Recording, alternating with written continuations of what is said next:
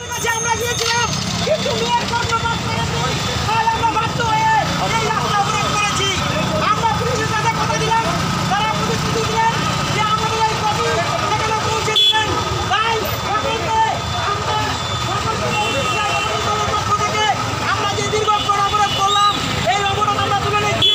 আগামী দিনে আমরা বৃহত্তর আন্দোলনের প্রতিশ্রুতি।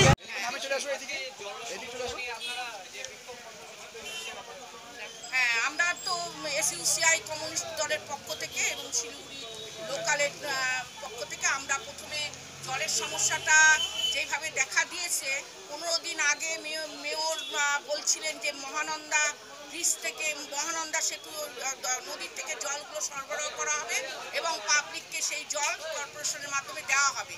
কিন্তু সেই জলটা এতদিন পর জানা গেল, 15 দিন মানুষ খাওয়ার পর অনেকেই অসুস্থ, এটা আমরা কিছু অর্থে জেনেছি এবং শুনেছিও। কিন্তু তারপরে দুদিন কালকে তার বক্তব্যের মধ্যে আসলো যে এই জলটা পানীয় জল হিসাবে আপনারা ব্যবহার করবেন না। এতদিন যে পানীয় জল হিসাবে ব্যবহার করলো, এই দায়টা কে নেবে? এবং মানুষ যে অসুস্থ হয়ে পড়ে নাই, এই খবরটা কি মেয়রের কাছে আছে? আমাদের 1 নম্বর বক্তব্য। সেই দাবিতে এই অবরোধ আমরা তুলে নিচ্ছি। আজকে আমাদের এই অবরোধ আমরা এখানে তুলে নিচ্ছি।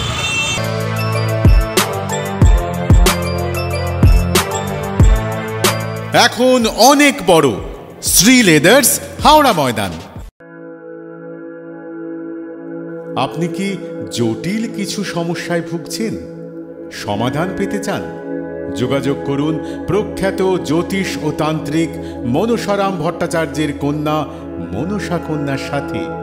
প্রখ্যাত জ্যোতিষ ও তান্ত্রিক মনসা কন্যা হাওড়া জানবাড়ি ও হাতিবাগানের নিজস্ব মন্দিরেও বসেন।